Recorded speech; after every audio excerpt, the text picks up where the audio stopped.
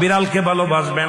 ও মুসলমান শুনে নাও, আল্লাহ নবীজি, ও মুসলমান শুনে নাও, দিলের কান্ডা লাগা শুনে নাও, পৃথিবীর মধ্যে মহামানব যারা আছে দুনিয়ার মধ্যে বিড়ালকে ভালোবেসেছে। এই বিড়াল একটা গৃহপালিত পশুর মধ্যে পড়ে যায়, এটা এত প্রভুভক্ত হয়, এত মুসলমান শুনে নাও, বিড়ালটাকে অত্যন্ত মায়া করবেন। বিড়ালটা যদি দোয়া করেন, বিড়ালটাকে বিনা কারণে কোনো বিষ দিয়ে মারবেন না, কোনো কিছু দিয়ে মারবেন না। ও মুসলমান শুনে নাও, বিড়ালটাকে যত্ন করবেন। বিড়াল যদি অভিশাপ করে, বিলাই যেটা বলা হয়, অভিশাপ করলে সঙ্গে সঙ্গে আমার আল্লাহ কবুল করে নাই। বিড়ালের অভিশাপে মানুষ ফকির হয়ে যায়, বিড়ালের অভিশাপে মানুষগুলো ধ্বংস হয়ে যায়, বিড়ালের অভিশাপে দুনিয়ার সংসারের মধ্যে অশান্তি লেগে যায়। বিড়ালকে ভালোবাসলে, ও মুসলমান শুনে নেও, এই বিলাইকে ভালোবাসলে, বিলাই যদি দোয়া করে, বিলার দোয়ায় আল্লাহ দরবারে অনেক ফায়দা লুটতে পারবেন। জোরে জোরে চিল্লায় বলা যাবে না মারহাবা। এখানেও নবী বিড়ালকে ভালোবাসতেন। এখনো মক্কা মদিনা অসংখ্য বিড়াল আছে যারা মদিনায় গেছেন হজ করতেন। আমাদের সভাপতি সাহেবও গেছেন। অসংখ্য বিড়াল গুলো দেখবেন মদিনার মনোয়ারায়, রাসূলুল্লাহর রওজার আশেপাশে, কাবা শরীফের আশেপাশে অসংখ্য বিড়াল। ধরে বলেন ঠিক কিনা? এত সুন্দর বিড়াল যারা মক্কা মদিনায় দেখে আসছেন তাদের কাছে জিগাইবেন বিড়াল আছে কিনা আছে। এই বিলাইদেরকে ভালোবাসবেন, বিলাইকে অভিশাপ দিবেন না। একবার এক মহিলা অমুসলমান রাসূলুল্লাহর কদমের মধ্যে একজন বিড়ালকে বিষপান করায় মেরে ফেললো। রাসূলুল্লাহ তখন সংসারের মধ্যে অশান্তি অমঙ্গল শুরু হলো। নবীর কদমে আসলেন, ইয়া রাসূলুল্লাহ, ইয়া হাবিবাল্লাহ, আমাদের অশান্তির কারণ কি? জিবরিল আমিন এসে বলে, ইয়া রাসূলুল্লাহ, ইয়া হাবিবাল্লাহ, উনি যে বিড়ালটাকে পালন করতেন, ওই বিড়ালটাকে অনেক কষ্ট দিয়ে মারছে, খানা দেয় নাই, ঘরের ভিতর আটকায় রাখছে, নির্যাতন দিয়া মারছে। এত কষ্ট পেয়ে বিড়াল ছানাটা মারা গেছে। ওই বিড়ালটা বরদোয়া আল্লাহর দরবারে কবুল হয়ে গেছে। তওবা করছে, তওবা করার পর নবীজি নিজেই বলছে বিড়ালকে ভালোবাসো। আর নবীর সাহাবী আবু হুরায়রার কোসের মধ্যে একবার বিড়াল নবীজি আলোচনা করতেছিলেন সাহাবীদেরকে নিয়ে। বিড়াল ছানার পিতা আবু হুরায়রা, আল্লাহু আকবার বলেন না। বিড়ালের পিতা হঠাৎ করে কোসের মধ্যে বিড়াল ডেকে উঠছে। নবীজি বললেন, এ আবু হুরায়রা। সবাই আশ্চর্য হয়ে গেলেন, এবার বিড়াল ছানার আব্বা কি ডাক। হঠাৎ করে আব্দুস শামস আব্দুর রহমানের কোসের ভিতর থেকে একটা বিড়াল বাইর হয়ে আসলেন। নবীজি আবু হুরায়রা নাম দেয়া পর উনি বললেন, ইয়া রাসূলুল্লাহ, ইয়া হাবিবাল্লাহ, আজ থেকে আমার সমস্ত নাম আমি অফ করে দিলাম। আমার নবী আজ থেকে বিড়ালের বাবা বলে আমারে ডাকছে, আমি বিড়ালের বাবা হই।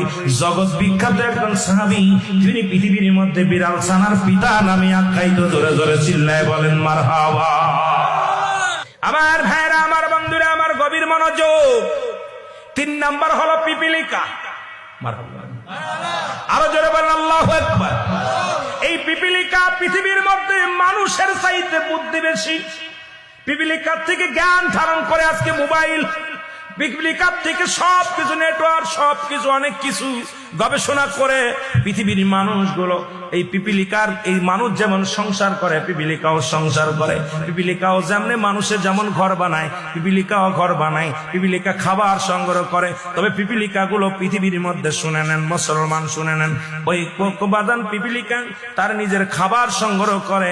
আর এই মানুষের যে আচরণ গুলো সব পিপিলিকার মধ্যে আছে। এই জন্য পিপিলিকা একবার রাস্তা দিয়ে হযরত সুলাইমান আলাইহিস সালাম যাইতেছিলেন। ওই পিপিলিকার রানী বলতেছিলেন, পিপিলিকার দলেরা শোনো, নবী সুলাইমান আসতেছে ঘোড়া সৈন্য নিয়ে, হাতি সৈন্য নিয়ে, তার লোকজন আসতেছে। তোমরা ঘোড়ার পায়ের মধ্যে পড়িয়া যদি পিষ্ট হয়ে যাও, যদি মারা যাও, তাহলে তোমরা তাড়াতাড়ি মৃত্যুর ভয়ে তোমরা তাড়াতাড়ি যার যার ঘরে ফিরে যাও। এই আওয়াজটা সুলাইমান আলাইহিস সালামের কানে শুনেছিলেন। সুলাইমান আলাইহিস সালাম সেদিন মিসকে একটা হাসি দিয়ে বলেছিল, পিপিলিকারে শুনে নাও। পিপিলিকার কথাগুলো সুলাইমান আলাইহিস সালাম শুনেছিল। আমার ভাইরা, আমার বন্ধুরা, আমার শুনে নাও, এই পিপিলিকাকে বিনা কারণে মারবেন না। যদিও কোন পিপিলিকা, ও মুসলমান শুনে নেন, অনেক পিপিলিকা আছে যারা বিষাক্ত, গায়ের মধ্যে কামড় দিলে চুলকানি হয়ে যায়, অনেক কষ্ট হয়, ব্যথা পান। ও মুসলমান শুনে নাও, তারপরেও তাকে ইচ্ছাকৃত মারবেন না, পুরাবেন না।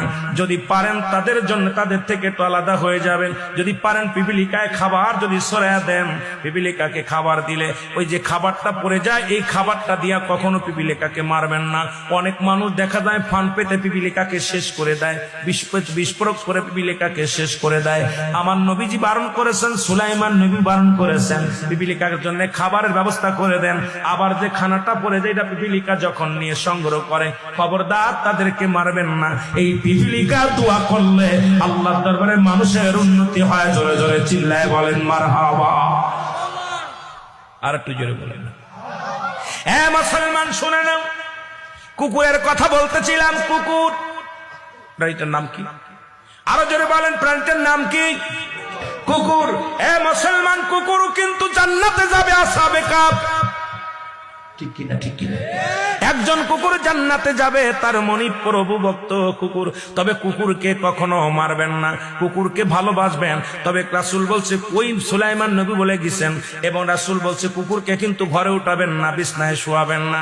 এখন আমাদের দেশের মানুষ কুকুরকে ঘৃণা করেন না, কুকুরকে পালন করেন, কুকুর ভালোবাসবেন। কুকুরের ভালোবাসার কোনো ক্ষতি নাই, তবে কুকুরকে বিছনায় শুতে দিবেন না।